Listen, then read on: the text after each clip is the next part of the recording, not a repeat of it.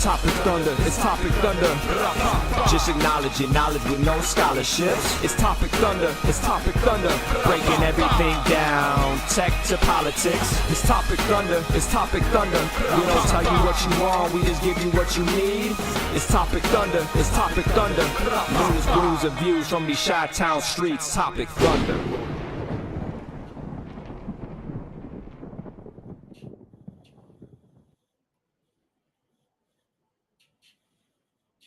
Hello. Ladies and gentlemen, welcome into the program. It's called Topic Thunder. My name is Brooks. That handsome man there with the hat is Ben. And if you're new, and wow, there's already some VIPs. There's already some really cool people in the world's most dangerous. Everlasting Wop Stopper. That's a new one. I think it's a new one. Is it like? I don't recall that name ever popping up before, but welcome. No, again, if you're here, if you're watching, you are automatically entered. It's like the draft into the world's most dangerous chat zone. Yeah, that's the Thunderdome over there, creatively named, as all the segments on the show are. Yes. Copyright. We saved the creativity for between the names of the segments. Yes, we may have a branding issue, but we do not have a content issue. No, we do not. So welcome into the program, ladies and gentlemen.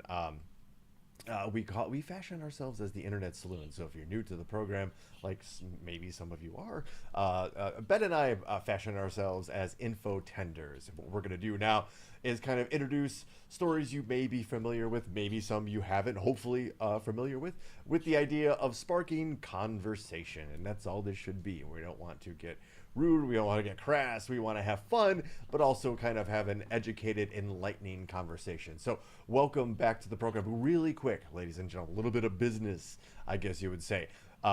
If you're watching on Twitch, if you're watching on YouTube, if you're watching on Facebook, like that video. Just hit whatever button.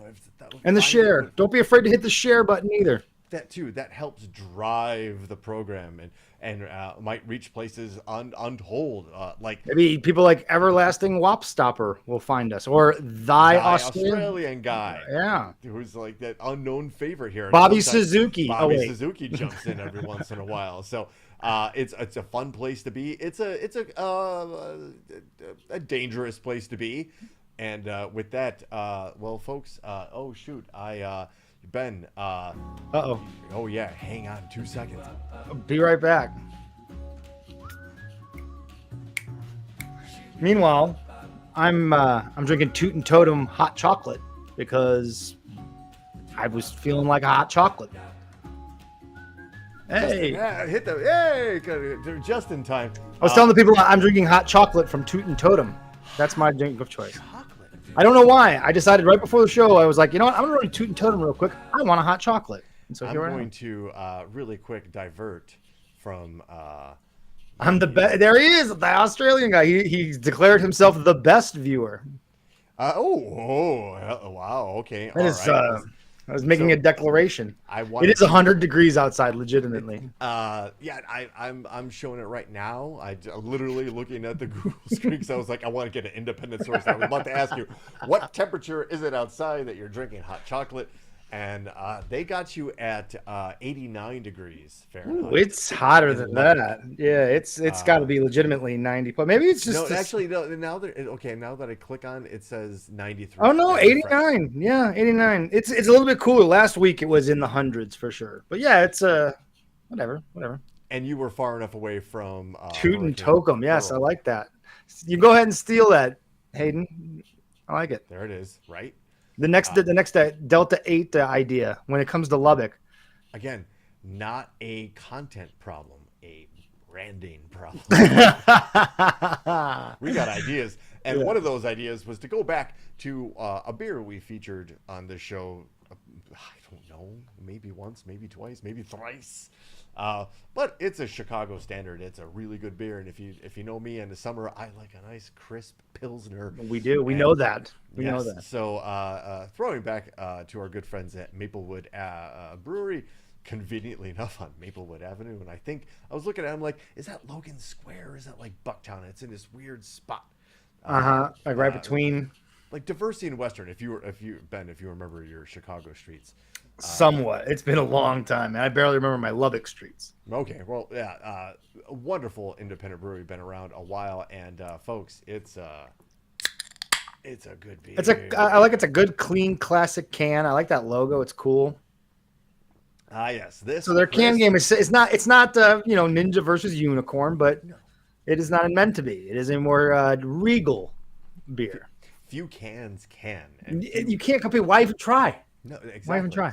And that the can you referenced was made by Pipeworks, which all of their can art is a very similar. I think Brooks, you need to bring the mic a smidge closer to you. Okay, there you go. I know you don't like it to be in the way, but we have established that in the way is better than quiet. So yeah, and here's the guy who went to radio school being like, no. I know we love seeing your beautiful face. We can still see you. We love you. Maybe I'm being stubborn. Maybe there are other people in this country currently being stubborn. Maybe. And well, folks, that brings us right into headlines, and that's what we call in the segment a segue.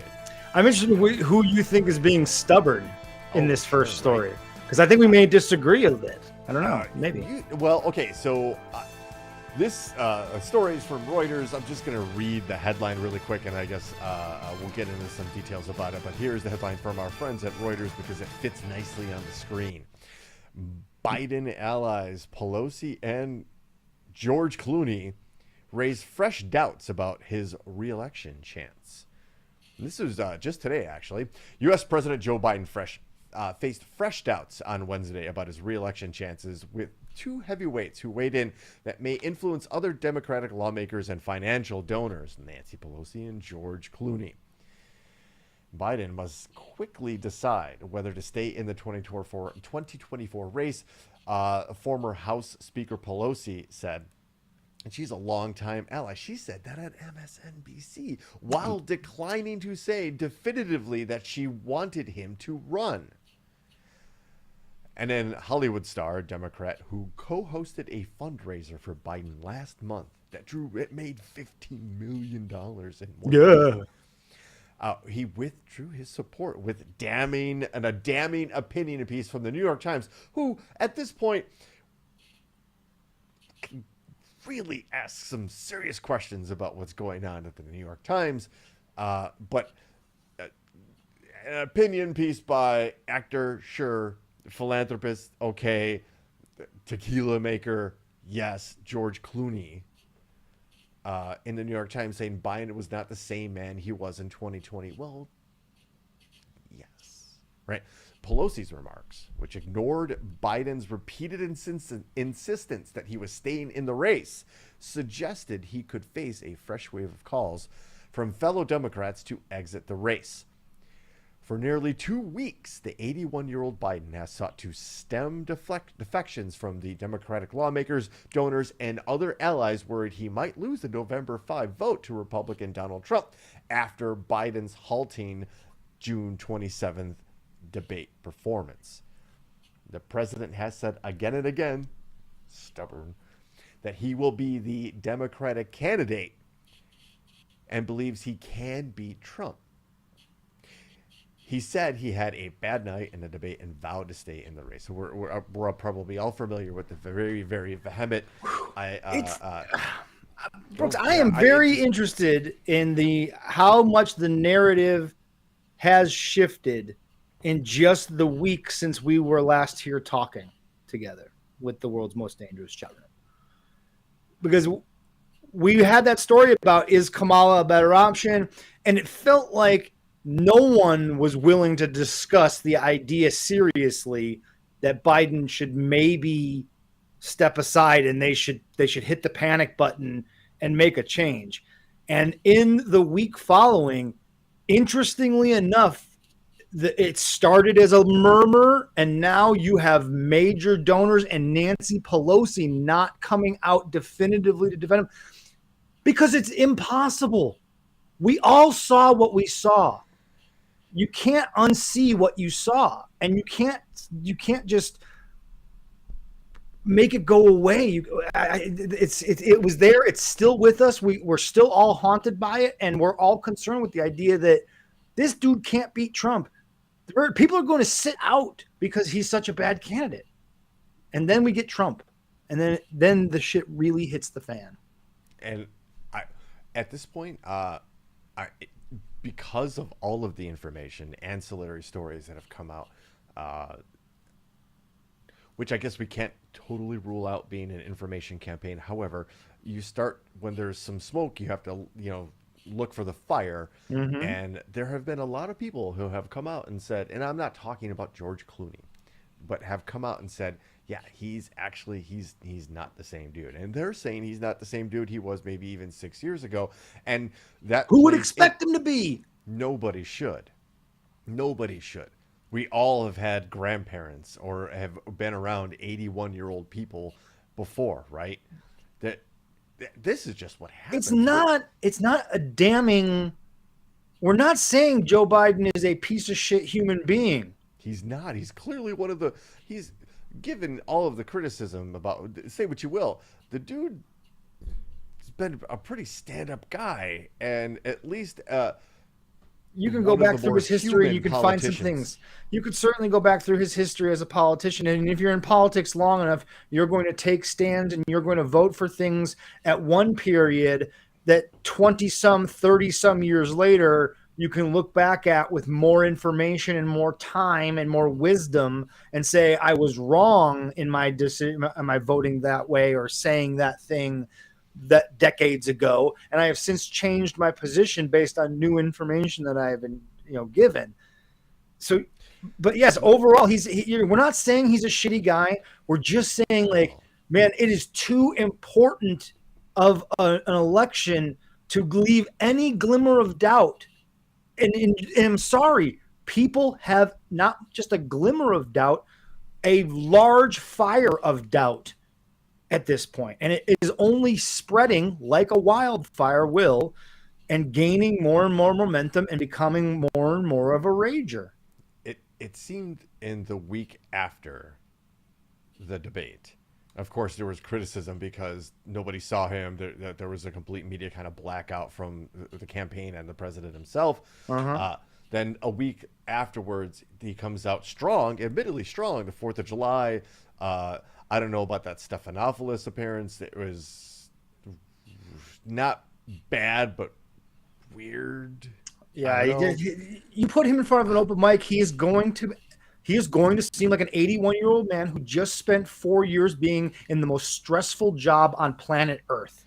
And I also want to add, in one of the most critical times of the country, given the pandemic was still raging, the amount of stress on that man is incredible. The fact that he is alive and able to stand up in front of people is incredible enough. Like, seriously, that says something about his level of health to be able to withstand being the president of the United States. Again, go back and look. Every president that you can think of, go back and if you Google it, before and after pictures. That first 4 years. They're all grayer. They all have more wrinkles. They all look much more aged in just 4 years' time. Joe Biden 4 years ago did not look like this, did not act like this, was way sharper than he is now.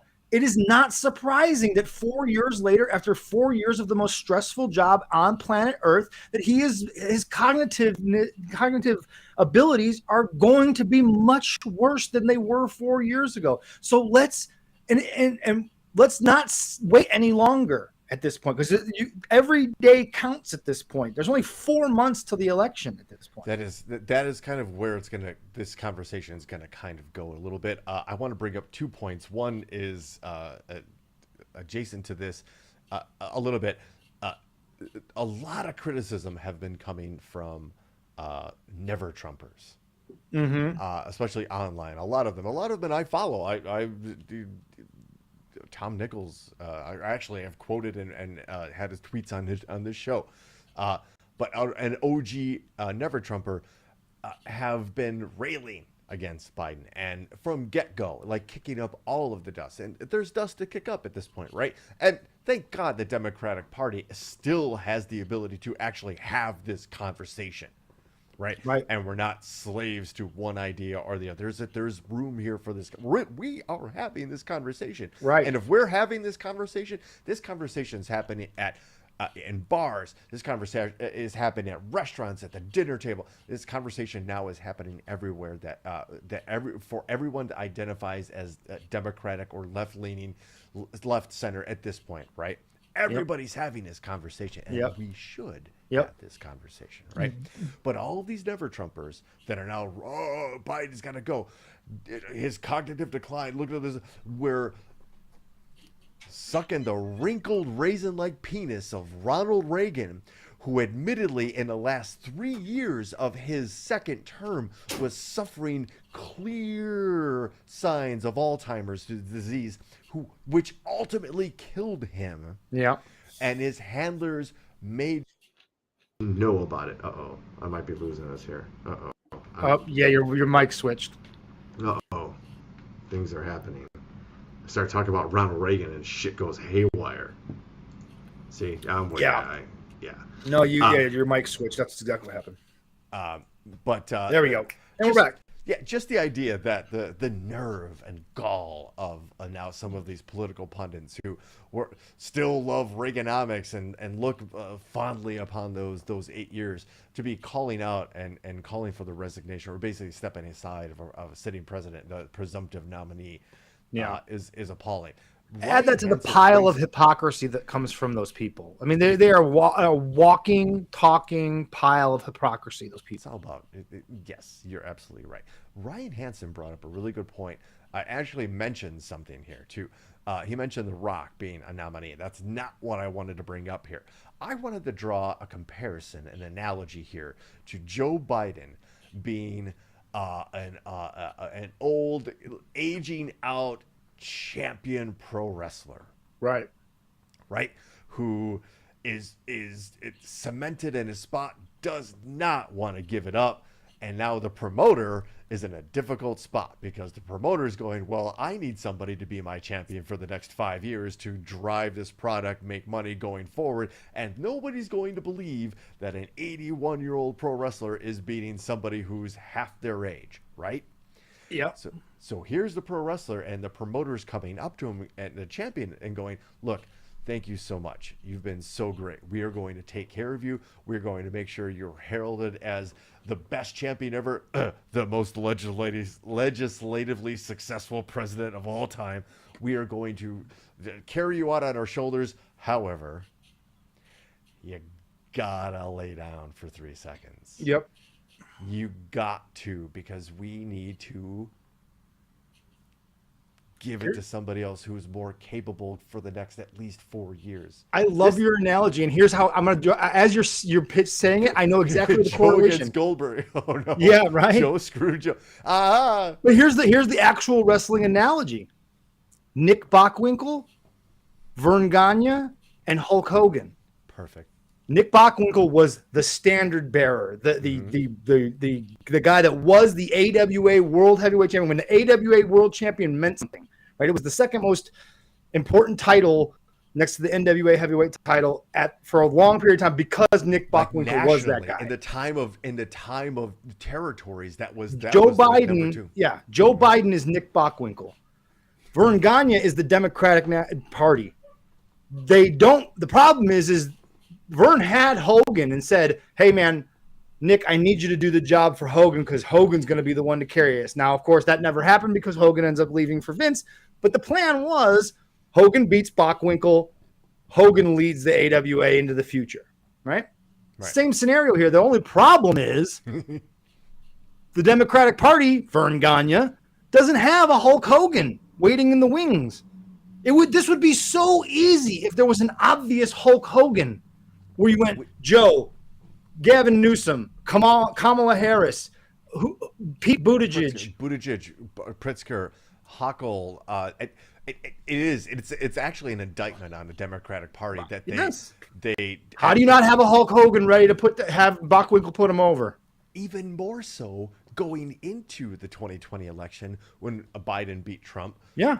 And everybody, it was kind of an understood silent agreement that this dude is just going to get us to another spot. He's the guy that gets us to A to B, right? He is not the long-term solution. He has, at his point in his life, all of the tools, connections, and political savvy to navigate through these very difficult waters. And for 4 years, this guy, however, we need to develop the new talent, right? And there's got to be a future. There is no future. Because, okay, let's just say Biden gets it done. He's only got 4 more years, if that. Let's be honest, if that. But let's just say best case scenario. He gets reelected and he gets through another 4 years of presidency. Then what? Trump's not an option, but you can guarantee the right will have a candidate ready to go for the 2028 election. Right. They'll have somebody, whether it's DeSantis or Tulsi Gabbard or fucking somebody. They're gonna have somebody ready. Who does the Democratic Party have? There's at least some names you can throw out there from the conservatives. Mm-hmm. Liberals don't have anybody with any realisticness. We're going to talk about her here in a second, but AOC is not a realistic candidate. It's not realistic. She's got some name value. I love Jasmine Crockett. She's not a real option at this point. I think it either at this point it comes from the government. You need some national cachet, right? At this point, you have to have a brand. We talked about how important branding was and how terrible we are at it. You have to have some national standing, at least have been talked about in a favorable light. That's why Buttigieg, I think Gigi's onto something there. Buttigieg is probably the one. If you had to break glass in case of emergency, I think that's it. If Biden steps aside, let's just play this out, right, before we get to this next story, because sure. It's worth sitting on this for a minute, because this is a good conversation, because it's going to play out, and we'll be able. But it's fun to guess how it's going to play out at this point, because it's up for grabs. It really is. GM at this point, like, right? Who are you going to trade for? Who are you going to play in your team, right? So Biden decides to step aside.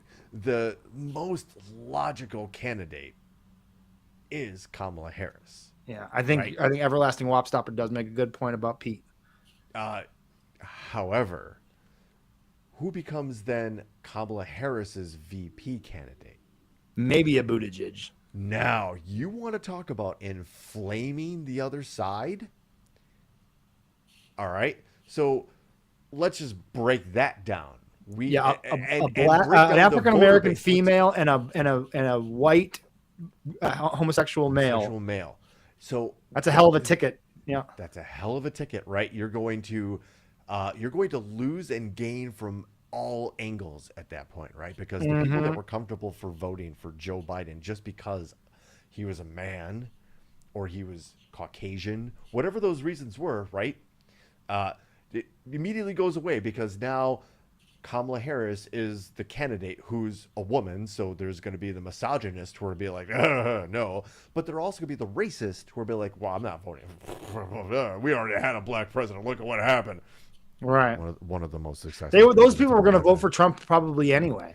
Yes and no, because again, we're playing on those like individual like biases and nuances, right? It's not, now we're not talking, if we have that ticket, Harris Buttigieg, if we have that ticket, and then now you add Buttigieg, who, if you were a liberal person, but you were deep in your Christian Catholic faith, maybe, and you were okay with a woman being a presidential candidate, you're okay with an African American being, but a homosexual absolutely plays against your religious and deeply held beliefs. So now who do you vote for, right? Yeah. And it's like there's some pros and cons for sure at a target that shatters, right? Because Biden was that one like singular guy, like brought everybody together. And again, we talk. Yeah, there's like Brian Hans said, well, who's the Obama? There is no Obama. I was going to mention that too, because that's what it's going to take to get Biden to step away. It is going to be a one-on-one conversation with Obama, because Obama would never publicly call for him to step down. Neither will Hillary. They're too politically savvy, right? They're the people who will support him up until that decision is made, while having personal one-on-one conversations with Biden, saying, "Look, this is not going to go the way we need it to go, right? We have to think the future, we have to think long term and short term, right? Read the tea leaves.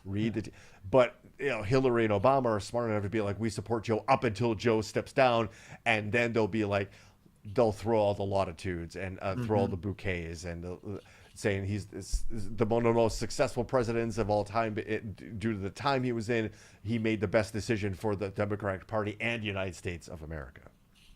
I don't know if you saw it, but Jon Stewart, we make a point to watch Jon Stewart's Monday show every Monday. He seems to just really nail things. And this week he talked about this, that we're finally having this conversation. And then he came up with basically a plan of how do you execute this the right way. And I think it's an interesting way, is since the Democratic Party and the Democratic National Committee has not officially nominated Joe Biden as its nominee at this point. It's just kind of a foregone conclusion, and there was no real primary held. Right. There was no real primary held. Let's hold a primary. Let's get Buttigieg and Harris and a third or fourth candidate that wants to have them debate to go up against Biden. Have Biden get a bye, so to speak, right? They debate. We all get we all vote, because that's the thing that's fucked up. And what he points out about our electoral system is that we've limited ourselves to this idea that there's only one vote that can happen, and we can't do it on a short period of time. While pointing out that Great Britain just had an election in like 4 weeks' notice, and France had 2 elections in a month to determine their president. Like, it is possible to do these things. We could have an election between now and then. We could have a real primary election between now and the Democratic National Convention, right? Where Biden versus everyone. Let's open it up. Let's truly open it up and let the people truly speak, because the people haven't had an opportunity to tell the Democratic Party who they really want. It's just been told to them, shut the fuck up. This is who it's going to be. Where's John Kerry? There's a lot of people that aren't down with the shut the fuck up and take it, as Jon Stewart pointed out. Shut the fuck up and take it isn't something that's going to sit well with a lot of people. It doesn't. So stop it. So then what you do is you have the election. If Biden wins, then he is anointed at the convention. If not, you have the passing of the torch from Biden to the new candidate, and he anoints him and presents him to the world at the convention as this is the guy that's going to whoop Trump's ass, or her, right? I'm sorry, I'm just you know what I'm saying. I'm just vamping here, but this is the person that is going to get the job done for us, and then they get it to the finish line. I know. I'm sorry.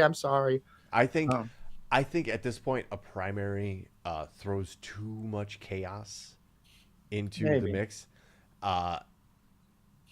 Just because given the UK can do that, Britain can do that. I don't think they have the division in their electorate like we do now in this one. Yes, you point out, it's just the Democratic Party. However, it would be a situation where the state governments would have to get involved to hold a primary, because there would just have to be polls. There's got to be a more efficient way to do this. For sure.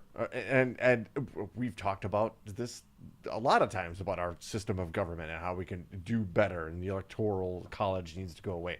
But that's not the conversation. And 4 months away from the election, I think having primaries throws it way too much into chaos. If Joe Biden is going to step down, Kamala Harris has to be that. Kamala Harris, however, will absolutely destroy Donald Trump in any televised debate. Oh, it would be bad. Yeah. It would be an evisceration. She's sharp enough and well-spoken enough that she would not let him just go up there and lie boldface. You don't get to the level of federal prosecutor without being able to dissect what somebody's saying and absolutely destroy it with fact and absolute confidence. And that's what she has. it's the move, man. I think we all agree. Even if you're someone that said, I'm still going to vote for Biden no matter what. Even those people, if you sit down and talk to them, surely if you have a conversation with him, they will agree too that it would be better if he stepped aside and someone else stepped in. But if we have to, we'll go with them. But man, you're making this a lot harder on us by not pulling the plug on him. And again, maybe we'll see. By this time next week, we could be talking about Kamala Harris and Pete Buttigieg as a ticket. At this rate, it is very possible. And I respect our friend Giovanni and his idea that Gavin Newsom is ready for. I've thrown that name out quite a bit. I think stage. so too. I don't know that he's ready. We need a general, like Ryan says, a military man. I don't know, somebody. Do we? But like a guy like Eisenhower. Eisenhower called out remember the military industrial, his call out of the military industrial complex is legendary. Mm-hmm. So there are some military guys who understand the big picture of what it is that they are involved in, but are also leaders, right? To get to the top of the military, you have to have an ability to lead and command people's, attention in a way that it's just something to throw out there. It's somebody, but you're right. I think the only real option is a Harris Buttigieg ticket. At this point, I can't think of a better one because there's going to be vice presidential debates, right? And whoever Trump decides, JB Vance is going to get smashed by Kamala Harris. I would love to see JB Vance versus Pete Buttigieg in a debate. Oh God, that's the Savage Steamboat match that would steal the show just because of how bad Pete Buttigieg would absolutely own Vance in that one. There's a wild card. Leave it to Lockport Joe to throw a real wild card in the mix. Kinzinger has some issues. I won't lie. The fact that he's a Republican being one of them, right? But he's solid. Like, I think he's lining himself up to be the next generation GOP candidate. And that's, I think, why he took that job. I think he's CNN. I think he's working for. I think that's why he literally stepped down from his position as a representative for Illinois to take that. I think he just didn't reelect. I'm not sure what it was. So he wants to be the non-Trump, non-MAGA Republican candidate. Right. I think that's where Kinzinger is kind of setting. I don't think his policies and stances on things don't necessarily align with the Democratic ticket and would be an alienating force, I honestly think, in a lot of ways in that regard. I've been following that dude on Twitter for years now and have a mad amount of respect for the guy. As somebody that I don't necessarily agree with all that man's opinion, but I respect the way that he goes about his business. I legit think he's setting himself up as a national candidate for office. Wouldn't it be something if it was Kinzinger, Pritzker, 2028, event against each other, 2028, the Battle of Illinois. It all comes down to this, America. Mm-hmm. You're going to get somebody from Illinois and like it. And Chicago violence comes to every one of your streets. Even the Republicans are. They love guns more than Democrats. Exactly, Joe. He's an actual Republican, and the model that folks our age know as a Republican or a GOP. Kids these days, the ones that have come up in the last 8-12 years, right? They don't know MAGA Republicans. They don't know that conservative, considerate conservatism, or whatever, a compassionate conservatism, as George W. Bush called it. They don't know that one, even as that's pretty evil too. Yeah, they know this is the political arena they are entering as early age voters. Think about that. I know, it's crazy. Think about what it was like when it was George W. Bush debating Bill Clinton, right? Ugh. Everything seemed what we thought was normal. And it did. It seemed normal. Nothing got out of hand. There was nothing crazy, too crazy. But now you look at things and it's a completely different landscape. It's a completely different environment. And it's hostile on both sides to the person who just kind of wants to get information. John Fetterman's an interesting one. John Fetterman is interesting because it would be cool to have somebody who dresses in sweatpants and sweatshirts be the president of the United States. But at the same time, I think we've also mentioned this, like he's doing like a weird Tulsi Gabbard heel turn. That is, he's he campaigned something. There's something left. about him I think is ungenuine about his liberalness. He has become a little more center left than he campaigned as like a strong left, right? And I think that I think I don't like him. I think he's been very strong pro-Israel, and that has turned me off a bit to him too. And fair enough. There are other things going on. Yes, and it is important that we talk about this because finally it's like AOC has been listening to Topic Thunder, because we have been trying to tell people about the nonsense that has been going on with the obvious bribery of Supreme Court justices, particularly Clarence Thomas and Samuel Alito. And finally, someone is going to do something about it. Finally, we're going to actually have them maybe called to task and have to testify and put it on the record what the fuck they've been up to.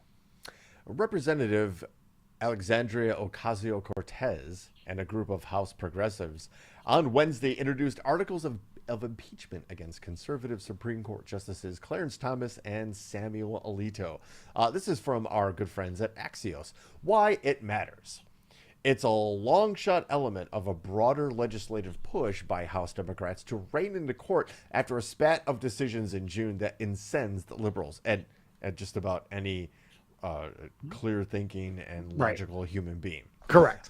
Driving the news, the resolutions accused Thomas and Alito of refusing to recuse from cases in which they had, quote, personal bias or prejudice concerning a party, end quote, as well as, quote, failure to disclose, end quote, income, gifts, and other financial information. Among the bullet points, articles targeting Thomas to include a third charge, refusal to recuse for matters involving his spouse's financial interest in cases before the court. We have told everybody about that nonsense. Think about that for 1 second. That his wife had financial interest in court cases that he was going to adjudicate. How can you not recuse yourself from that? As a moral and ethical human being, how could you not go, you know what, guys? Anything I say would, in a normal world, be held suspect and contemptuous, basically, if I ruled on this situation. So in the best interest of the institution to uphold the values and pillars of justice, I'm going to step away from this case. Nope. If Biden really wanted to score some points quickly, he probably has enough cachet right now and enough sentiment in his favor that if he wanted to wield the powers that the Supreme Court just gave him and say pack the court and add a couple more Supreme Court justices of his own appointing, this would be a good time to go about that. You probably wouldn't get a whole lot of pushback. No, but you get absolutely destroyed in the media by a right-wing fascist GOP. Who cares? You can withstand that. No, because they won't, because they need to get votes, and they would have to, those justices would have to pass Congress, and you have too many people up for re-election that if Biden chose to do that, that decision would be weaponized, and people who sure, they could probably maybe push through, but I don't know, because you're going to get people on the Democratic and GOP side who are going to go, look, I'm not going to put my political future against this gambit because I need to get reelected. I like my job. I have a very cush lifestyle right now. All of that, I don't see that as it's a good point. But you know what? Biden's got the Supreme Court just gave him pretty fucking wide leverage to do almost anything he wants without impunity, without so do it. Just fucking do it. And then because what we know about government is this: it is much easier to get something on the books than it is to get it off the books. Once it's in there, once it's been done, it's nearly impossible to get it undone. So just fucking do it. And in the same vein, the first person or group of people to decide to do something that a lot of other people disagree with are the ones that get tagged with it and generally own that, no matter how that plays out, whether it was for the good or for the bad. True. So it is a situation where if he makes that decision, the Republicans are going to use that and be like, look at this guy. He's acting like a dictator. He's doing this, and completely overlooking the fact that the very right-wing owned and corporate interest-oriented Supreme Court decided, oh, yeah, actually, it's okay for them to do this. And it makes it that much easier for, I don't know, somebody say like Donald Trump to go, well, if he's doing it, then it's all right. Yeah, I'm not you're right. It's fun to think about, but in reality, you're right. It would be weaponized and abused at the first chance it could. First chance, and I'm also available for political consultations, Mr. Kingzinger. Joe, hook it up. From our good friends at the Daily Beast, thanks to Yahoo News, because I tried to sign up for the Daily Beast, and they're like, hey, you need to donate, or blah, blah, blah. And I'm like, no, Yahoo just gave your article away for free. However, speaking of politicians looking out for the best interest of everyone, two Democratic senators have asked the Department of Justice to declare a special counsel to look into Clarence Thomas, Supreme Court Justice, who, if you haven't been paying attention, for at least the last year, has been incrementally disclosing more and more details of his very, very close and oddly influential relationship with a billionaire donor named Harlan Crow. This was just released today from the Daily Beast. This is just today. But I want to say that Sheldon Whitehouse, we've had actually on the show. Love Sheldon Whitehouse. There's my guy. There's a guy I would love to see run for president. He needs to, again, national cachet matters. Correct. Absolutely. Sheldon Whitehouse have asked Merrick Garland to appoint a special counsel to investigate Supreme Court Justice Clarence Thomas. This was released today from the Daily Beast. Supreme Court Justice Clarence Thomas has been accused of not disclosing a yacht trip to Russia and a private helicopter flight to a palace in President Vladimir Putin's hometown. Oh, come on. Among a slew of other gifts and loans from businessman Harlan Crow. How much evidence do we have to give? I know, and dude. Point out that we are under a serious attack. Yep. From Russia. Dark money. It is an information war that they are head and shoulders above us in, and have infiltrated our institutions such that makes it very difficult to convince people that this isn't just how things are. They've disrupted normal so much that people's moral and ethical compasses are now way out of whack. Mm-hmm. And that includes diluting the education system so people can't critically think and discern truth from fiction or a bomb blast at this point. But also you could the internet. You could blame the flashy like things all the way up until TikTok, from Prodigy to TikTok. The shortening of the attention span, the grabbing of the attention span of the things that are flashy and bright and sound great, make you feel good, reassure those personal biases that you might have. But here we legitimately have a situation where we have a member of the Supreme Court. Mm-hmm. Right? One of the three branches of our government, meant the one that's truly meant to hold the other two in check, clearly being bribed. Clearly being bribed. And this is clear. I mean, it's not. I mean, it is out in the open that there is no other way to describe Harlan Crow's relationship with Clarence Thomas. He bought Clarence Thomas's mother's home and then let his mother live rent free in the home. Not Clarence Thomas didn't buy his mother the home. Harlan Crow bought his mother's home. He bought and like then the block. Yeah. I mean, this is not that Clarence Thomas needed Harlan Crow to buy his mother's house, because guess what? Clarence Thomas and his wife have plenty of money. They didn't need Harlan Crow to buy that house for them. But it is the question clear of how bribery. they got that money. Yeah. At this point. Yeah. It's gross. Ginny Thomas doesn't have money. Look at this list. It's sick. It just keeps going. It starts in 2003 with a yacht trip to Russia. Oh, here, let me see if I can. Why do you have to visit Vladimir Putin's hometown? What if you're going to go and visit Russia? Of all of the places to visit in Russia, St. Petersburg. That's a lot. Look at all that. 1, 2, 3, 4, 5, 6, 7, 8, 9, 10, 11, 12, 13, 14, 15, 16, 18, 19, 20, 21, 22, 23 different things that they can say are undisclosed gifts and income from Harlan Crow and affiliated companies.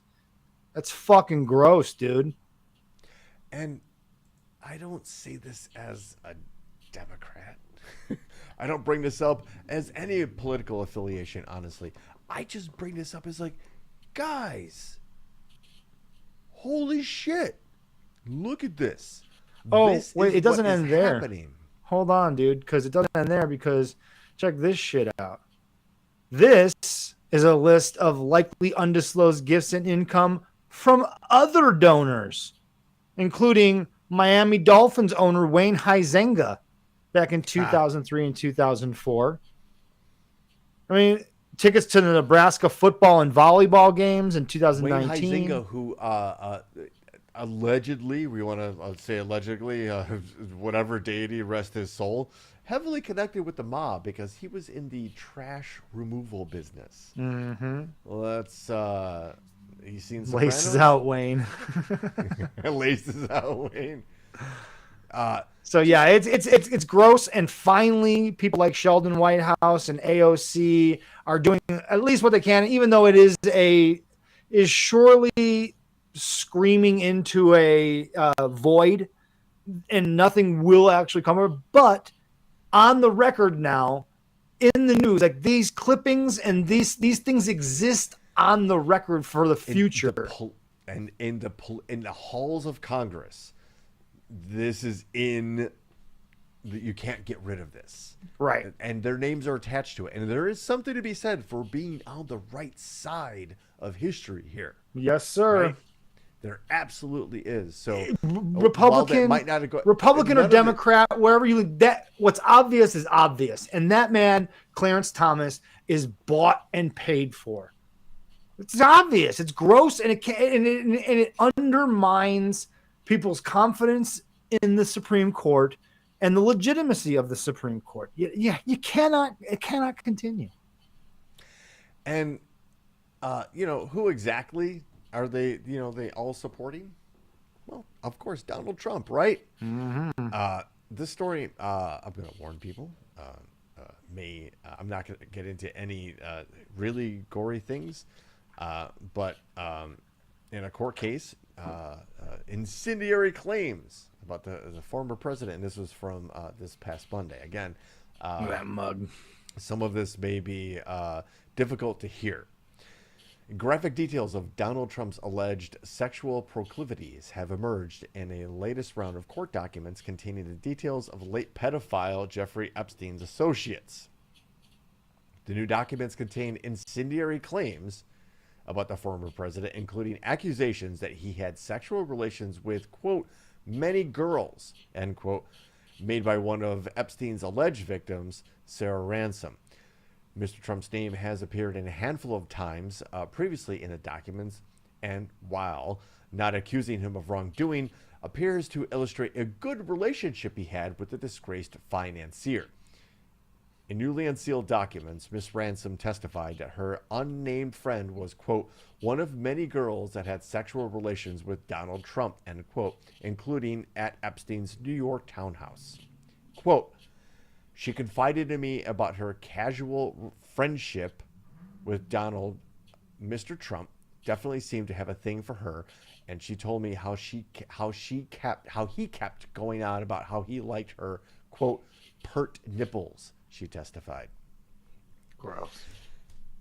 It just sounds gross. She when then you can imagine him described- saying it. Like, it's just like, ugh. It gets so much worse.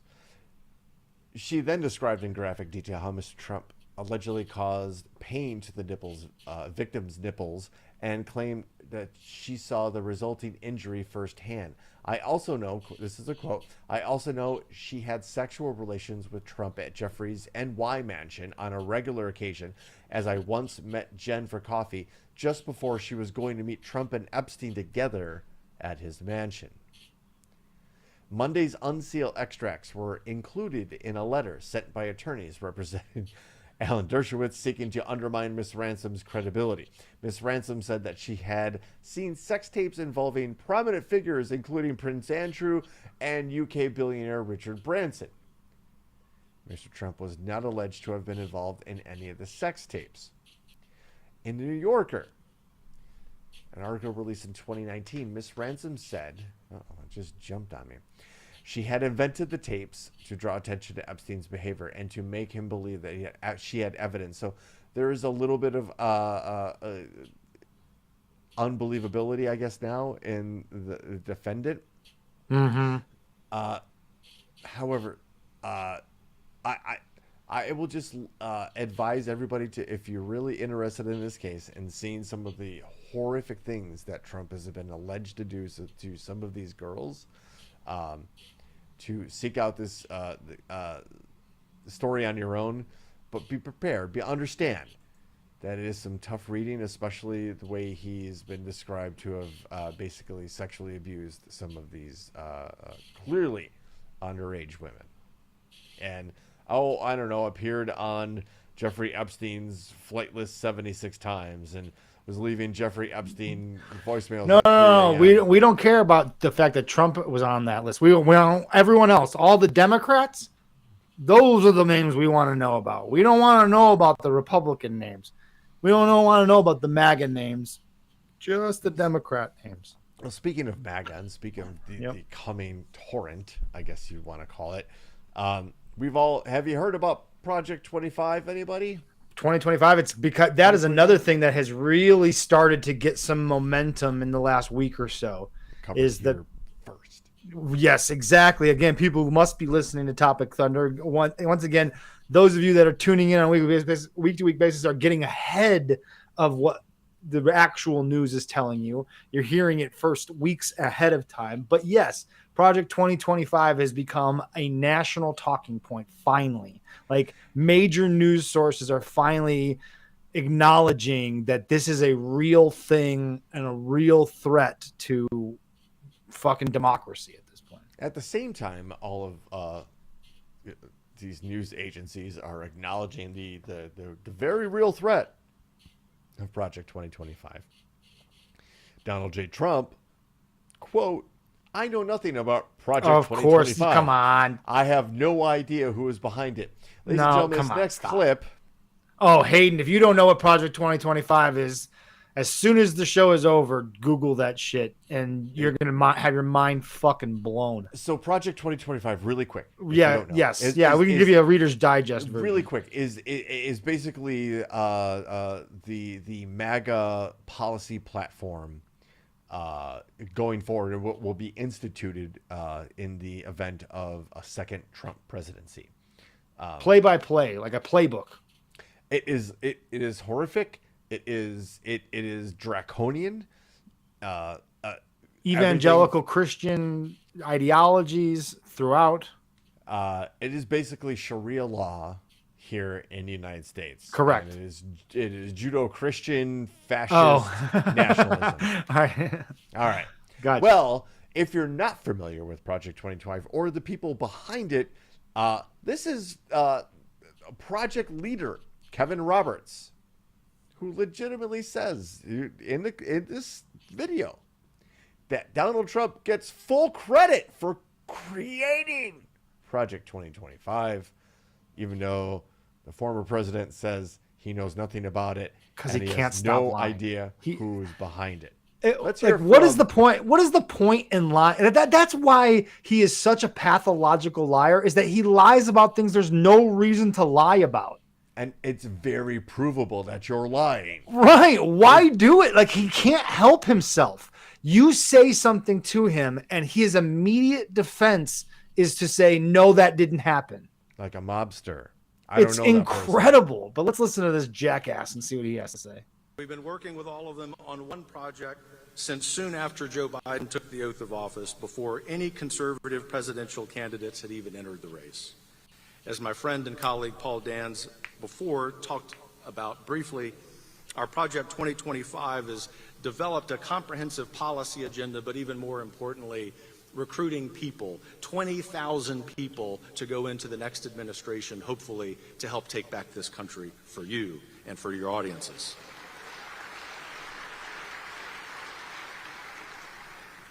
We want no credit. We want the American people, if President Trump is elected again, President Trump and his administration, to take credit for that. But it will also be a great sign if all of this is successful, that in fact, as we know in our prayer time, but maybe not every time when we're watching the news, that the Lord is still smiling upon America. We've been working with all of... Gross. What Lord? Yeah.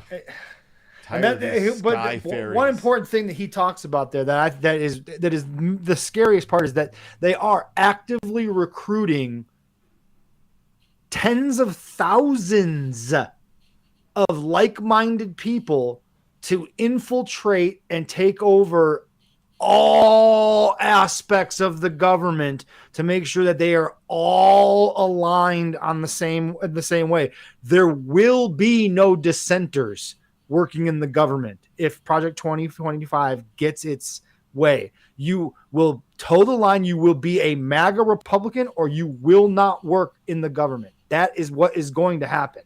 And what that means for how quickly they can enact authoritarian, and now remember, he has immunity for anything that he deems as an official act. So when you send out this army, if you will, of like-minded ideological sycophants, good word, that are now running the government and doing his bidding rather than doing what is right for the people, you're then working for the president, and that's not the job of all who has immunity and full pardon power. Right. So that if you do something for him, and it may be, I don't know, illegal, but don't worry. On the back end, if you do get caught, and I'll just pardon you, brother. But don't worry this about has it. nothing to do with the infiltration of law enforcement by fascist Christian nationalist organizations, or like your the local Proud Boys, PTA, or your local teachers. Nothing to do with none that. of that. No. Brown shirt Nazis, absolutely. Yep. Brown shirt Stasi guards are going to be coming out, knocking on your door, and they're going to take over the IRS, and they're going to dismantle the IRS. They might look at your social media. Who are you supporting? How easy is that nowadays?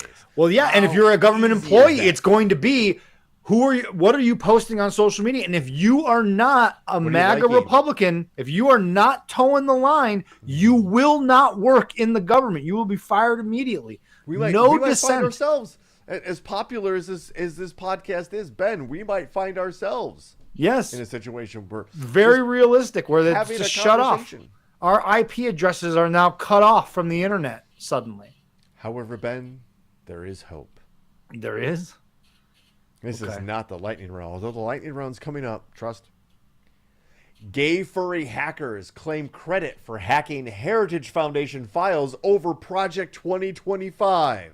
I can't. I have to sign up, or it's blocking. But we'll still go. We don't have the headline, but the story's still worth it. It's just a sign up. It's not like a cost or anything like that. Yeah. But a collective known as Gay Furry Hackers, they've hacked the Heritage Foundation, which is largely responsible for the Project 2025 playbook. So, just letting you know that the allies are there. And, Ben, not to make this a Star Wars thing, but I'm going to make it a Star Wars thing. You never know where your allies are going to come from. And just ask the shuttle crew that landed on the forest moon of Endor, who were there to destroy the shield surrounding the Death Star 2 and ran into some Imperial trouble. Lo and behold, found surprising allies in the Ewoks. I was gonna say I didn't want to step out. I didn't want to step out of line because I'm not that into Star Wars, but I thought that's where you were going, but I wasn't sure, so I held off. Little fuzzy bears that fucked up the Empire. Yeah. So you never know where these allies are going to come from, but rest assured, they are there. I was going to give a palate cleanse right now, but I also, this palate cleanse is super cool because I trust in the youth of America, especially if the youth of America is respecting the military traditions of a long gone empire. All right, let's see. Ladies and gentlemen, this is an elementary school practicing the Roman testudo formation. Second rank interlock. Third rank interlock. Fourth rank interlock. Fifth rank interlock. Advance! Advance!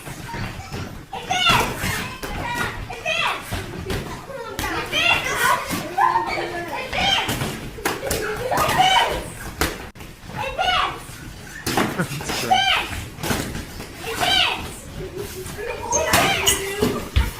Advance! Keep your shield up! Advance! We don't look at it!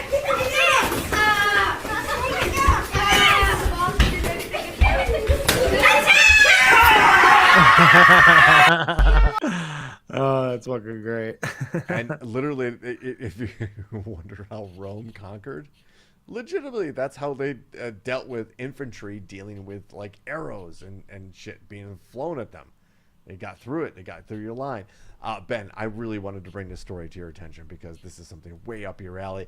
And this is from our friends at France24.com.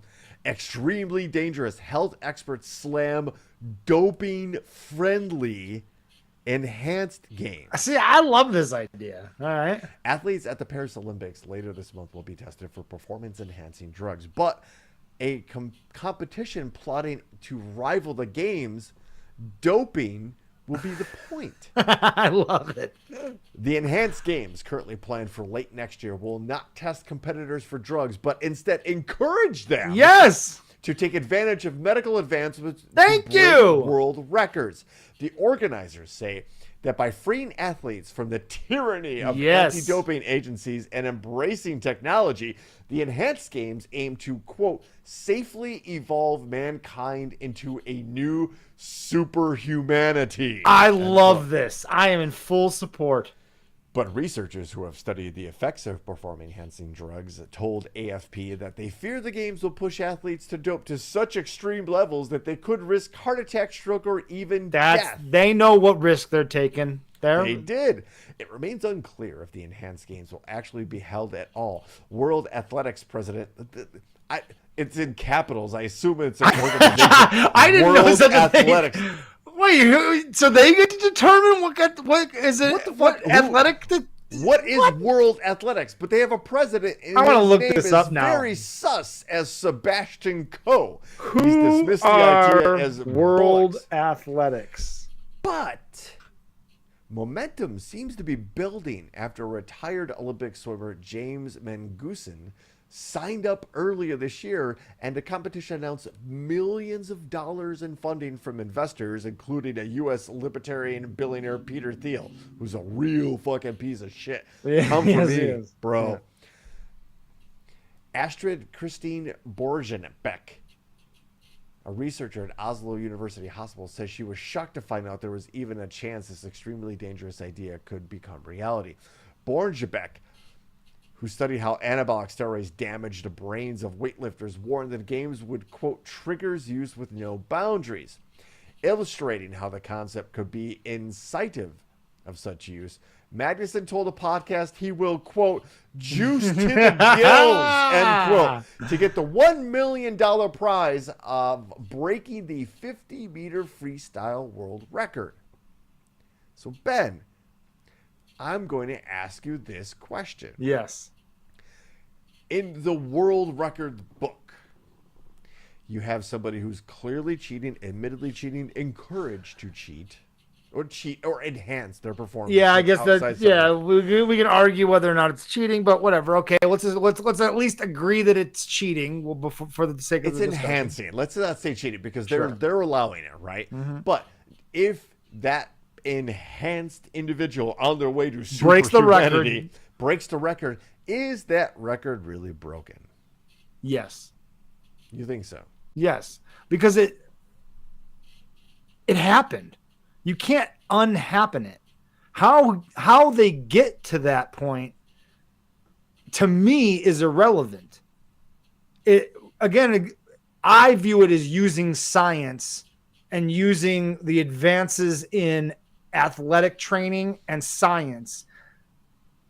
I don't view that as cheating. I view that as doing what it takes to put your body in the most prime position to be as athletically prime as it can be at the moment of competition. Because steroids aren't necessarily for the moment of the competition.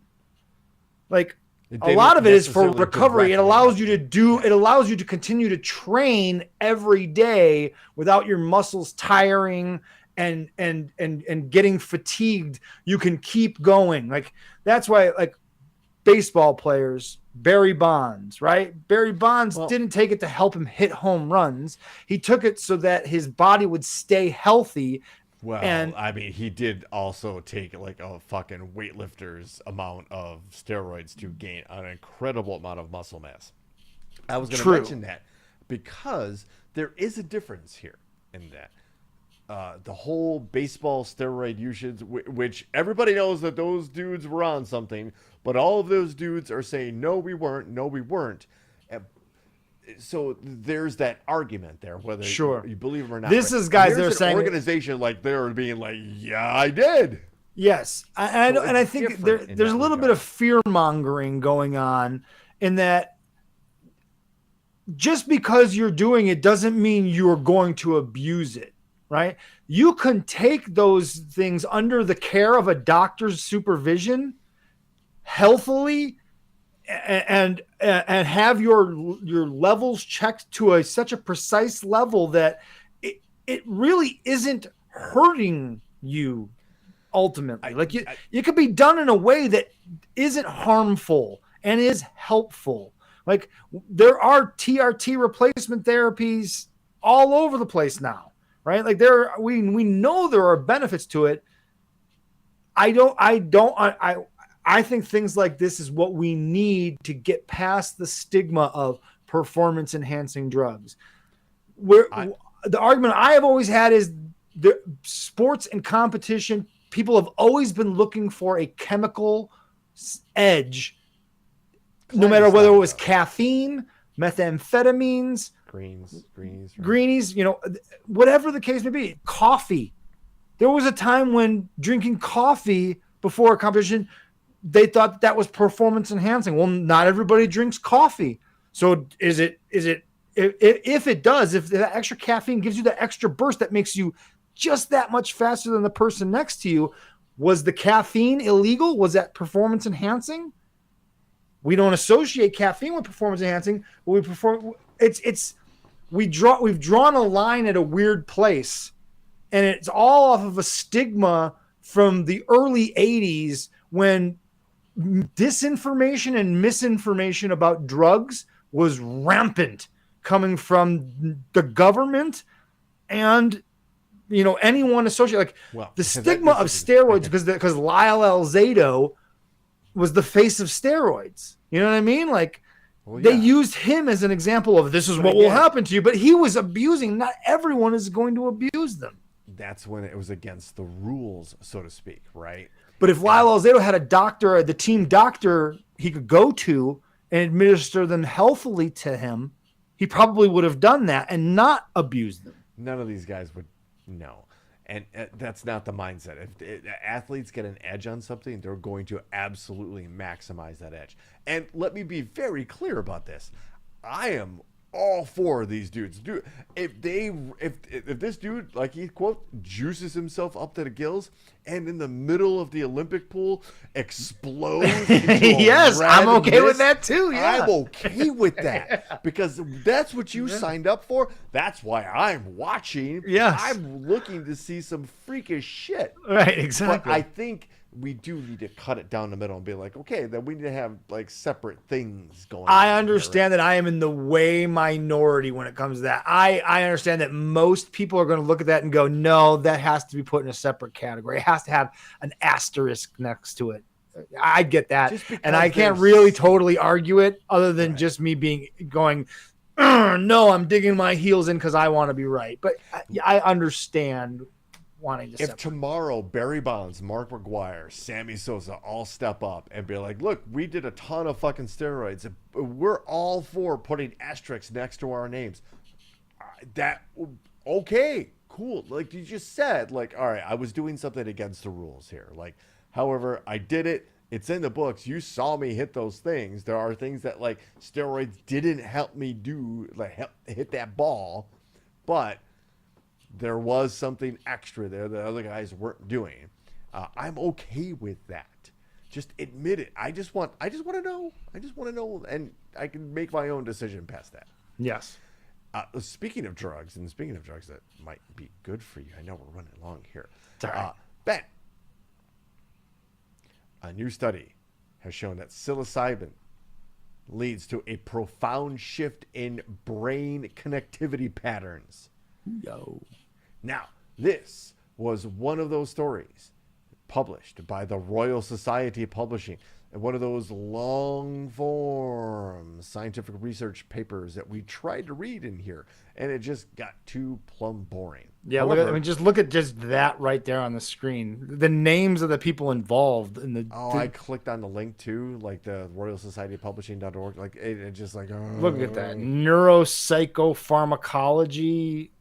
Computational cognitive clinical neuroimaging laboratory. I mean, these people are way, way smarter than all of us.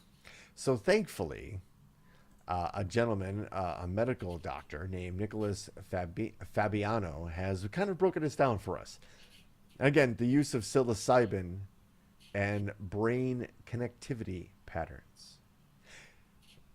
These findings are from a study in the Royal Society of Publishing, which analyzed the characteristics of functional brain networks using functional MRI after intravenous infusion of psilocybin. Yeah, I know, right? Whoa. No waiting period. You are. Whoa. You are. I didn't know intravenous infusion of psilocybin was a thing, but you have my attention. Right? And immediately, you go from elevator, you open in reality, and you're immediately facing God. Yes. That is Talk about a heroic dose. Second tweet is what you showed us. Networks as efficient representations of complex systems have appealed to scientists for a long time and now permeate many areas of science, including neuroimaging. Traditionally, the structure of complex networks have been studied through their statistical properties and metrics concerned with node and link properties. So again, these neurons in your head connecting together.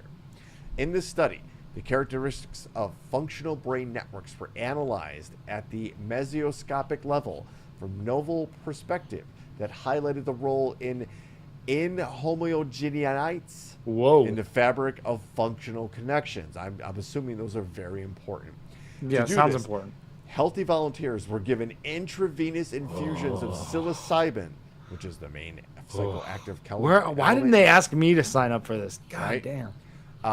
Basically, the main psychoactive element in magic mushrooms with saline, and then they underwent functional MRI brain imaging.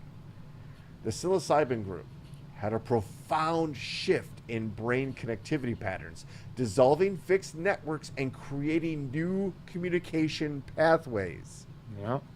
This fluid and flexible state may help patients and therapists work together to break down rigid thinking styles associated with conditions such as depression, addiction, and PTSD. Yes, sir. Again, let me reread that.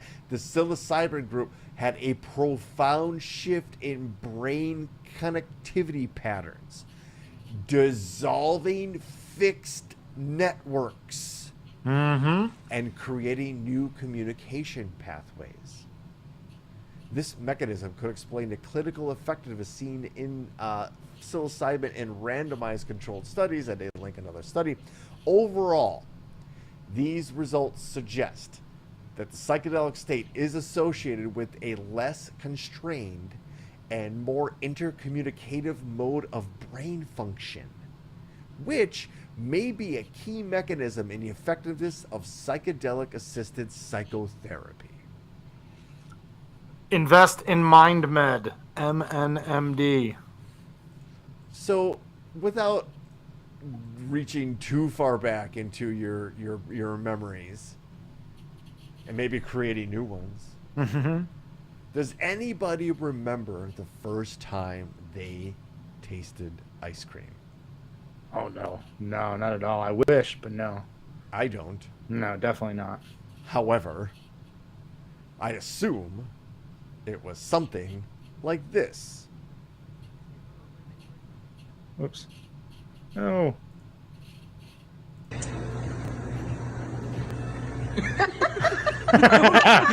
Put it in my face. Give me that. Little death grip. No, put it in my face. I don't care if it freezes my fingers off. Look at that. The eyes, like the first, like, Oh, shit. hell yeah. Shove that shit in my face. Go, baby, go. That 1,000% of what I so assume my great. reaction was the first taste of ice cream, probably from the Tasty Freeze at 58th and Pulaski in Chicago. Hey! With that, ladies and gentlemen, before we get to... Oh, shit. No, let's do it. We're in the lightning round. We'll explain in a minute. We have a listener submission. We do? We do, remember? Yes, we do actually. For the research team rarely accepts listener submissions. However, they have at this one because it's so good. What are we talking about? We're talking about the lightning round. If you're not familiar with the lightning round, ladies and gentlemen, it's my dad's favorite segment, by the way. We introduce 3 stories into the world's most dangerous chat zone, the lightning bolt zone, already in the Thunderdome, and you, the people, vote on it. It's the ultimate exercise of democracy. And again, listener suggestions taken here, ladies and gentlemen. So, without any further dilly or dally, and I love the lightning bolts up there. And yes, with the Shaka Bra, it's my new thing. And Gigi doesn't get the Shaka Bra.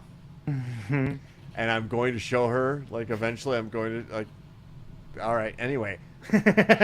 Headline. Not to tell you more about our personal lives. No, she just writes no in capital letters. Shaka Bra, baby. Headline number 1. Warning. A little tequila up the butt will get you arrested. Headline number 2. Man in China smuggles 100 live snakes in his trouser. 101 maybe, huh? And headline number 3, shocker. Man masturbates on woman's leg at Dollar Tree store in Philadelphia. We'll let you guess what's the listener submission, but also get those votes in. Get those votes in. Folks, I'm ready to contabulate all your votes. And while you're doing that, don't forget, you're making that very important decision, not only about who's going to be president of the United States in 2024 and beyond, but also, should I click that like button? The answer is yes. Should you click that share button? The answer is a resounding absolutely 1000%. It just helps grow the brand, which we're terrible at. But it also kind of shares this experience. And the more people we can have, the bigger conversation we can have, maybe, just maybe, the closer we can get to kind of like resolving some of these odd conflicts that plague humanity. So yes, that's how important I think Topic Thunder is. There is, this is as even amount of vote spread across votes that there is no clear decisive winner so far. We have 2 votes for number 2, 2 votes for number 1, and 2 votes for number 3. Here we have alternate headlines from our boy Ryan Hansen: butt chugging not allowed, snake swallower, and Florida man doggy humps lady leg. And it's not even Florida man; it's Philadelphia. Philadelphia man, right? It's a different breed out there in Philly. Now the votes are starting to pour in now. Ma Jordan, votes are starting to pour in. Aunt Chris, Adrian, all voting for number 3. That seems to now have jumped out to a lead. It has by 2 votes. The Australian guy. Where's our other new person? What was the name? What was the name of our new guest? I'm trying to figure out who that was too. Everlasting Wop Stopper. Yeah, are they out there? No, they were there for the gay furries, but then I think we lost them here a little bit. There's the other VIP chiming in. All right, we're starting to see a bit of a pattern. I think it's run away. Look, so let's give folks maybe a chance. Maybe they're like, oh my god, I don't know what. One more read through. We'll do them. We'll have to do them that justice. Yeah. Maybe someone out there is still on the fence, like, I don't know. Let's give it to them. Headline number 1: warning: a little tequila up the butt will get you arrested. Headline number 2: man in China caught smuggling 100 live snakes in his trousers. It's amazing. And headline number 3: man masturbates on woman's leg at Dollar Tree store in Philadelphia. Dollar Tree's a wild place. It is a little bit, well, it's wild. They have one employee and just things in the aisle everywhere. Everlasting Wop Stopper is here, and says number 3. Obviously, I think that seals the deal. Right there. I can't see this. I can't see any other nominee getting this many votes. Wait, is that something we talked about earlier? The winner, ladies and gentlemen, is headline number 3. I'm going to read it to you, but we also have some pretty interesting video. Oh, yes, there is video, Dad Evan Brooks. Yes, there is. Let me set this up for you. In a disgusting act in the United States, a man masturbated on a woman's leg at a Dollar Tree store in Philadelphia. A video of the incident has gone viral on social media and shows the accused running away from the store after committing the disgusting act. Police are searching for the male, approximately 25 to 30 years old and about 6 feet tall, who fled the store after assaulting the woman. The woman, visibly upset, can be heard in a video saying, "He nutted on my leg!" Authorities are urged. Anyone with information. Oh, it's definitely sexual assault. Yes. Come forward. Thank you very much. Hey, yeah, Aaron, you don't know about that, ladies and gentlemen. Some video. This is sexual assault. Like, again, this is that, like, the let's expose. We're exposing this guy, right? And he exposed himself. So exactly. We're just, hey, but the logistics behind getting this done without somebody noticing, he's a free jacker. Look at that. Oh. Ryan Hansen, you are the remix master. Let's just let the video tell the story here. Look, he fucking nutted on my fucking leg. You go to hell, bitch. Oh my god! He nutted on my leg! I like how they blurred out the scene. Yeah, like, was that necessary? Can't see that. And almost seems fake. The way she's, it's like a he nutted on my leg. That's why it's viral. It is her reaction. It almost seems fake. Well, we want to be very sensitive to the victims of sexual assault, and we here at Topic Thunder absolutely acknowledge that happens, and women are never actually properly treated, and usually not believed in these situations. We don't want to cast any doubt or aversion on this particular woman's account of the beliefs. However, I'm just thinking about the logistics of this. Like, yes, was there a fluffer involved? Right, like he had to go in ready. You're coming you're coming in hot. You're coming in hot, yes. Right, and I would just like I look, baby. I would react probably the same way by yelling, "That guy nutted on my leg." They're like, "This dude nutted on my leg."